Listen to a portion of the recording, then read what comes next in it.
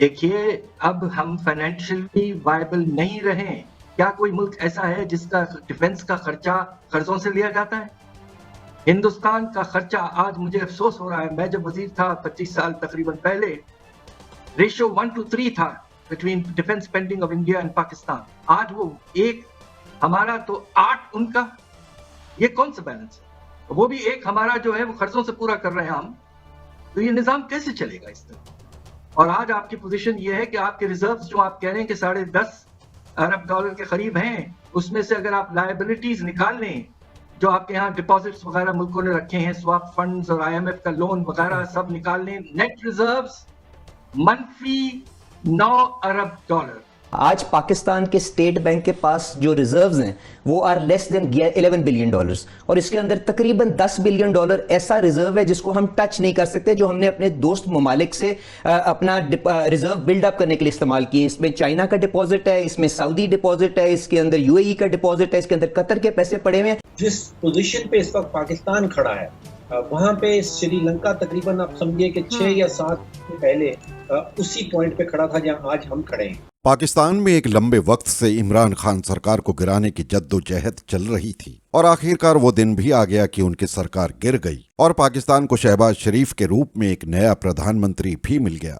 लेकिन सवाल ये है कि क्या नया प्रधानमंत्री और नई सरकार आ जाने से पाकिस्तान अपनी आर्थिक समस्याओं से पार पा लेगा? पाकिस्तान का फॉरेक्स रिजर्व $11 बिलियन से भी कम है, जिसमें $10 बिलियन ऐसे हैं जो सऊदी अरब, चीन और संयुक्त अरब अमीरात जैसे मुल्कों की अमानत है, जिसे पाकिस्तान इस्तेमाल नहीं कर सकता। आज पाकिस्तान सर से पांव तक कर्जों में डूबा हुआ है, ऊपर से चीन की गिद्ध निगाहें उस पर लगी हुई हैं। सर्वविदित है कि जो एक बार चीन की गिद्ध निगाहों के फेर में आया वो बर्बाद हो गया। चीन की गिद्ध निगाहों का ताजा शिकार श्रीलंका है। खुद पाकिस्तानी दानिश्वरों का मानना है कि आज पाकिस्तान उस जगह खड़ा है जहां श्रीलंका 6 महीने पहले खड़ा था। हमेशा से आत्म मोह में रहने वाला पाकिस्तान यदि अपने कद से बढ़कर हिमाकतें ना करता तो आज उसका ये हाल ना हुआ होता। भारत से शत्रुता रखने वाला पाकिस्तान यदि भारत के साथ मित्रता की राहों पर चलता तो हरगिज बर्बाद ना होता। कितनी आश्चर्यजनक बात है कि नए प्रधानमंत्री शहबाज शरीफ ने आते ही मंशा जाहिर की है कि वो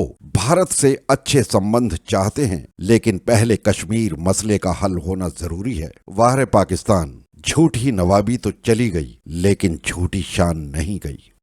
तो जो आप बता रहे हैं असल काज जो प्रॉब्लम की है वो तो हुकूमतें दूर नहीं करती, तो ये इसका मतलब है हम खुदा ना खास्ता डिफॉल्ट की तरफ तो नहीं जाएंगे अगर यही हालात रहते हैं तो। देखिए, अब हम फाइनेंशियली वायबल नहीं रहे। क्या कोई मुल्क ऐसा है जिसका डिफेंस का खर्चा कर्जों से लिया जाता है? हिंदुस्तान का खर्चा, आज मुझे अफसोस हो रहा है, मैं जब वजीर था 25 साल तकरीबन पहले, रेशियो 1:3 था between defence spending of India and Pakistan. आज वो 1 हमारा तो 8 उनका। ये कौन सा बैलेंस है? वो भी 1 हमारा जो है वो खर्चों से पूरा कर रहे हैं हम। तो ये निजाम कैसे चलेगा इस तरह? और आज आपकी पोजीशन ये है कि आपके रिजर्व्स जो आप कह रहे हैं कि $10.5 अरब के करीब हैं, उसमें से अगर आप लायबिलिटीज निकाल लें, जो आपके यहाँ डिपॉजिट्स वगैरह मुल्कों ने रखे हैं, स्वैप फंड्स और IMF का लोन वगैरह सब निकाल लें, नेट रिजर्व्स मनफी $9 अरब। मनफी $9 अरब। ये हाल है आपका। डॉक्टर साहब, मैं इस बहस में जाए बगैर कि क्या IMF के पास आज हमें जाना चाहिए कि नहीं जाना चाहिए, मैं आपके पास हकाइक पेश कर देता हूँ, and I will let your viewers and you to decide कि कौन सा अप्रोप्रिएट लाइन ऑफ एक्शन है। आज पाकिस्तान के स्टेट बैंक के पास जो रिजर्व्स हैं वो आर लेस देन $11 बिलियन, और इसके अंदर तकरीबन $10 बिलियन ऐसा रिजर्व है जिसको हम टच नहीं कर सकते, जो हमने अपने दोस्त ममालिक से अपना रिजर्व बिल्डअप करने के लिए इस्तेमाल किए। इसमें चाइना का डिपॉजिट है, इसमें सऊदी डिपॉजिट है, इसके अंदर UAE का डिपॉजिट है, इसके अंदर कतर के पैसे पड़े हुए हैं। तो आप मुझे बता दें कि अगर इस मईशत को आपने आगे लेके चलना है, और आज आपकी हेमरेजिंग जो है, जिसको करंट अकाउंट डेफिसिट जो इमरान खान साहब कहते थे, यही वो एक मेयार है जिसके ऊपर किसी भी मईशत को भांपना चाहिए। वहां पे अगर आप हेमरेज करें $1 से $1.5 बिलियन महीने का, तो क्या किसी भी आने वाली हुकूमत के पास इसके अलावा कोई और ऑप्शन है कि नहीं है? I leave it to your better judgement. और ये जो दोस्तों के डिपॉजिट आए हुए हैं, इसके साथ सऊदी डिपॉजिट के साथ जिस किस्म की कंडीशंस टाइड अप हैं, हैं, उसमें क्या ये नहीं लिखा हुआ कि अगर आप IMF प्रोग्राम अबॉर्ट करते हैं तो you will have to return those $3 billion? तो आज मुझे बता दें कि without getting into the merits and demerits of IMF programme, क्योंकि IMF के पास जब भी कोई हुकूमत जाती है तो वो कोई खुशी से नहीं जाती, एज ए लास्ट रिजॉर्ट जाती है उस वक्त, क्योंकि आपका बैलेंस ऑफ पेमेंट्स का एक सिचुएशन आपके पास अराइज हो गई होती है। तो आज जो सिचुएशन है, आप मुझे बता दें कि इनका वो तो सही है, आपका आर्गुमेंट बिल्कुल सही है कि ऐसे हालात हैं कि IMF के प्रोग्राम को रोका नहीं जा सकता, उसमें जाना है। लेकिन पहले आप लोग कहते रहे कि IMF प्रोग्राम से निकल जाना है, तो मेरा तो क्वेश्चन ये है कि आप लोग पॉलिटिक्स खेलते हैं, वो भी पॉलिटिक्स खेल रहे हैं। असद उमर साहब कह रहे हैं इन्होंने हेमरेजिंग कर दी, $5 बिलियन तो वापस करने थे, वो भी एक लोगों को बेवकूफ बना रहे हैं। आप लोग भी बेवकूफ बना। इंडिया ने जब देरपा इस्लाहात की थी अपनी मईशत के अंदर, तो 10-15 साल पहले वो खैरबाद IMF को कह चुके हुए हैं।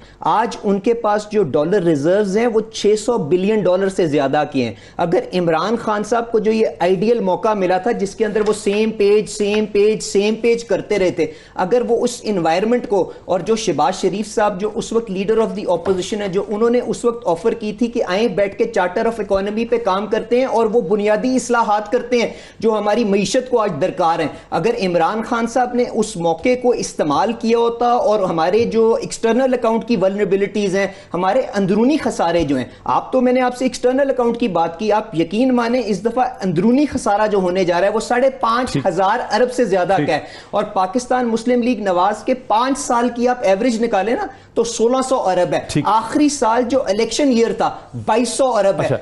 IMF ने पेशगोई की है कि जी पाकिस्तान में रवा माली साल महंगाई और करंट अकाउंट खसारा तखमीने से ज्यादा रहेगा, तो क्या वजूहात हैं इसकी, आसान अल्फाज में बता दीजिए। देखिए, इस वक्त पाकिस्तान एक वाहिद मुल्क है जो आलमी मंडी से महंगा तेल खरीद रहा है और मुल्क के अंदर सस्ता बेच रहा है। और आप समझिए कि PTI की हुकूमत ये बाकी सुरंगें बिछा गई थी नेक्स्ट गवर्नमेंट के लिए। इस वक्त मेरा तखमीना यह है कि तकरीबन 3 अरब रुपए का रोजाना का खजाने को नुकसान हो रहा है सिर्फ पेट्रोल और डीजल की मद में। तो ये 80-90-100 अरब रुपए का महीने का नुस्खा बन जाता है जो हुकूमती खजाने में रियली एग्जिस्ट ही नहीं करता।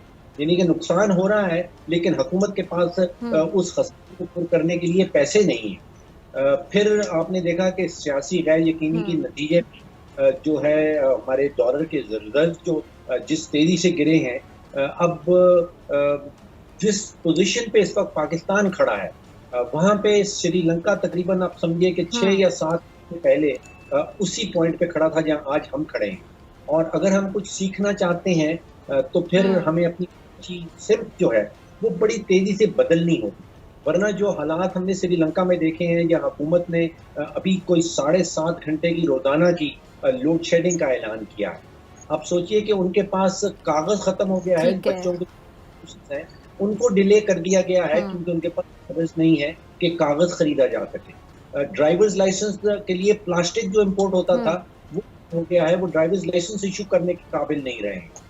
जो लाइफ सेविंग ड्रग जिनको हम कहते हैं जिंदगी बचाने वाली अद्वियात, वो खत्म हो रही हैं वहाँ पे। और लिबनान में तो ये हाल हुआ है कि वहाँ मैसेज है, उन्होंने ऐलान किया है कि हम गोश्त नहीं बनाएंगे, यानी कि यहाँ तक मामला खराब है। सही।